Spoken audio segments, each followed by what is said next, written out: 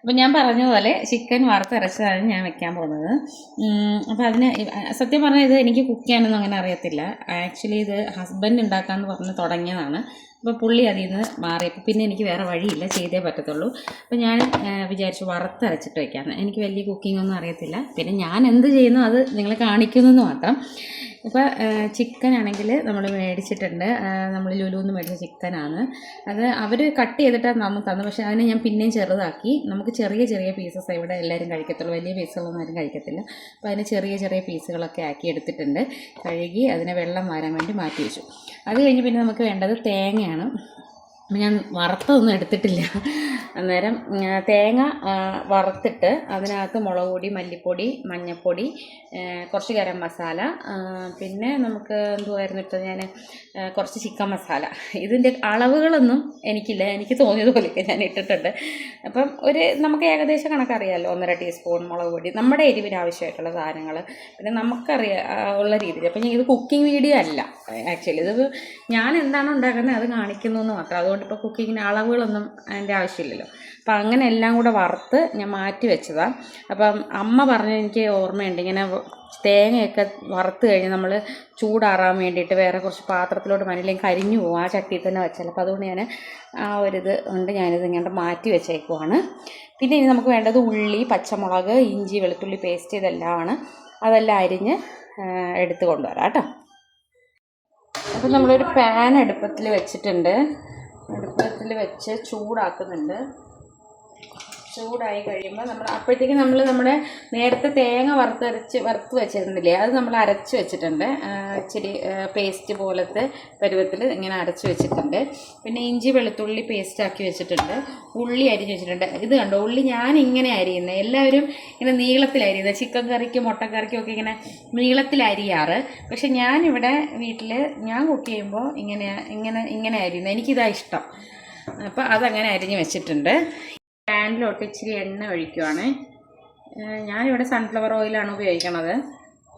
വെളിച്ചെണ്ണ ഉപയോഗിച്ചാലാണ് നല്ലത്, കുറച്ചുകൂടെ ടേസ്റ്റ്. പിന്നെ വെളിച്ചെണ്ണയ്ക്കൊക്കെ ഭയങ്കര വില ആയതുകൊണ്ട് ഞാൻ സൺഫ്ലവറാണ് ഉപയോഗിക്കുന്നത്. നാട്ടിൽ നിന്ന് കൊണ്ടുവന്ന എണ്ണ കുറച്ച് ഉണ്ട്, പിന്നെ അത് ഉപയോഗിച്ചത് തീർക്കണ്ടല്ലോ വിചാരിച്ചിട്ട് ഞാൻ സൺഫ്ലവർ ഓയിൽ ഉപയോഗിക്കുന്നത്. അത് കഴിയുമ്പോഴത്തേക്കും നമ്മൾ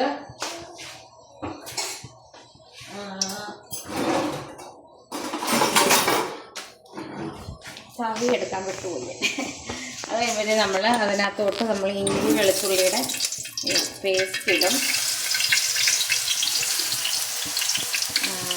ചെറുതായിട്ട് ചതച്ചാണ് പേസ്റ്റ് ഇതിനകത്തോട്ടിടും.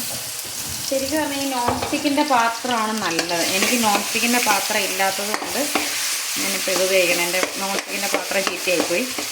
അപ്പം അതുകൊണ്ട് ഞാൻ ഇതിനകത്ത് അതുകൊണ്ട് നന്നായിട്ട് ഇളക്കിക്കൊണ്ടിരിക്കണം, അടിയിൽ പിടിക്കും. അത് ഒന്ന് ഇഞ്ചി വെളുത്തുള്ളിയുടെ ഒരു പച്ച മണം മാറുമ്പോഴത്തേക്കും നമ്മൾ പൊട്ടിച്ചു കൊടുക്കണേ. അപ്പോഴത്തേക്ക് നമ്മൾ നമ്മുടെ ഉള്ളി അങ്ങോട്ടിടും കേട്ടോ. ഉള്ളി ഇട്ട് കൊടുക്കും. ഉള്ളി നമ്മൾ ഇട്ട് കൊടുത്തതിന് ശേഷം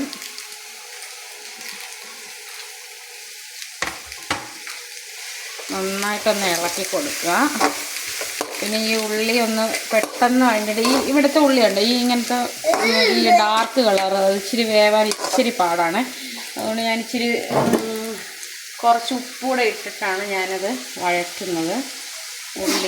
ഉള്ളി വഴറ്റുമ്പോൾ എപ്പോഴും ഇച്ചിരി ഉപ്പിട്ട് വഴറ്റുമ്പോൾ പെട്ടെന്ന് വഴണ്ട് വരുമെന്നിങ്ങനെ പറഞ്ഞു കേട്ടിട്ടുണ്ട്. അതുകൊണ്ട് അങ്ങനെ ഇനി അടുത്ത് നമ്മൾ ഉള്ളി ഒന്ന് വഴറ്റിയെടുത്തതിന് ശേഷമാണ് അടുത്ത കാര്യങ്ങൾ ചെയ്യുന്നത്. മറന്നു പോയിട്ട് ഇതിനിടയിൽ നമ്മൾ പച്ചമുളക് കൂടെ ആഡ് ചെയ്യണം കേട്ടോ. അത് ഞാൻ വിട്ടുപോയി നേരത്തെ പറയാൻ. അപ്പം ഞാനിങ്ങനെ പച്ചമുളക് നമ്മൾ മാർക്കറ്റിൽ നിന്ന് മേടിച്ചിട്ട് അതിൻ്റെ തണ്ട് മാറ്റിയിട്ട് ഇതുപോലെ പ്ലാസ്റ്റിക് കണ്ടെയ്നറിൽ ഇങ്ങനെ ആക്കി ടിഷ്യൂ വെച്ച് അടച്ച് കഴുകി ഇത് ഇങ്ങനെ അടച്ച് ഫ്രിഡ്ജിൽ വയ്ക്കുക ചെയ്യണം. അത് കുറേ നാളത്തേക്ക് ഇരിക്കും, അതുകൊണ്ടാണ് കേട്ടോ. അത് ഞാൻ വിട്ടുപോയി പറയാൻ. അപ്പോൾ നമ്മൾ ഇതിൻ്റെ ഇടയിൽ ഈ ഉള്ളി ഇടുന്നതിനൊപ്പം തന്നെ പച്ചമുളക് കൂടെ നമ്മളൊന്ന് ഇടണം കേട്ടോ. ഞാൻ ഇങ്ങനെ കണക്കൊന്നുമില്ല, ഇങ്ങനെ അങ്ങ് ഇടും.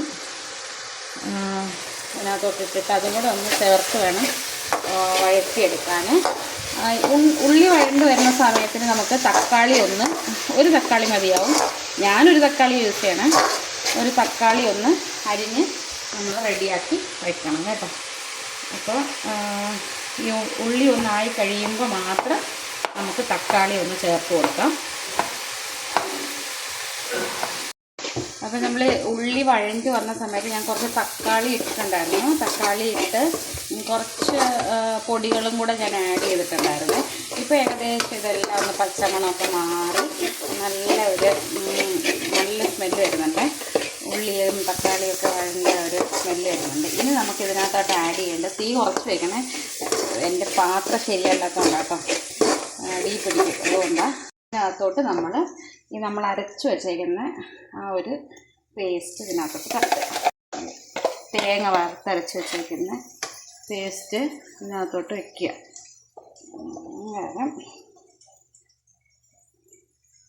ഇതിനകത്തോട്ട് ഇടണം കേട്ടോ. നമ്മൾ ചിക്കന് നമ്മൾ അരച്ച് വെച്ച തേങ്ങയുടെ അരപ്പും ഇതെല്ലാം കൂടെ ഇട്ട് ചെറിയ ചൂടുവെള്ളം കേട്ടോ ഞാൻ ഉപയോഗിക്കുന്നത്. ചൂടുവെള്ളം ഒഴിച്ച് അരപ്പ് ഇതാക്കിയിട്ട് വെള്ളം പോലെ ആക്കിയിട്ട് പിന്നെ ചിക്കൻ്റെ പീസസ് അതിനകത്തോട്ട് ഇട്ടു.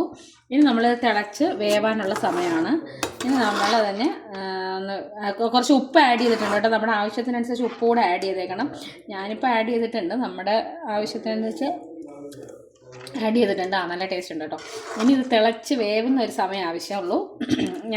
എനിക്കിപ്പോൾ കറക്റ്റ് ഉപ്പൊക്കെ ഉണ്ട്. ഇനി കുറച്ചൊന്ന് തിളച്ച് കഴിയുമ്പോൾ നമുക്കറിയാൻ പറ്റത്തുള്ളൂ. കുക്കായി കഴിയുമ്പോൾ നമുക്ക് നോക്കിയിട്ട് ഇനി ആവശ്യത്തിന് ഉപ്പ് വേണമെങ്കിൽ അന്നേരം ചേർത്ത് കൊടുക്കാം കേട്ടോ. ഇനി ഇതൊന്ന് റെസ്റ്റ് ചെയ്യട്ടെ, തിളക്കട്ടെ കേട്ടോ, തിളച്ച് വേവട്ടെ ഒന്ന് ചിക്കൻ. അപ്പോൾ നമ്മുടെ ചിക്കനൊക്കെ നന്നായിട്ട് തിളച്ച് വെന്തിട്ടുണ്ട്. ഞാൻ ഇച്ചിരി ചാറ് അധികമായിട്ടാണ് വെച്ചേക്കുന്നത്. കാരണം ഇവിടെ എല്ലാവർക്കും ചാറ് ആവശ്യമുള്ളത് കൊണ്ടാണ് കേട്ടോ. എല്ലാവരും ചിക്കൻ കറി ഇങ്ങനെ കുറുക്കിയാണ് വയ്ക്കല്. ഞാനിങ്ങനെ ചാറ് വയ്ക്കും. ഇവിടെ എന്ന് വെച്ചാലേ നമ്മൾ ചിക്കൻ കറി വെക്കുന്ന ദിവസം ഞാൻ വേറെ ചാറ് കറിയൊന്നും വെക്കാറില്ല. അപ്പോൾ പിന്നെ ചിക്കൻ കറി തന്നെ മാക്സിമം യൂസ് ചെയ്യാൻ വേണ്ടിയിട്ട് ചിക്കൻ കറി ചാറായിട്ട് വെച്ചതാണ് കേട്ടോ. പക്ഷേ എനിവേ എല്ലാം നന്നായിട്ടുണ്ട്. ഇനി നമുക്ക് ഫുഡ് കഴിക്കാം.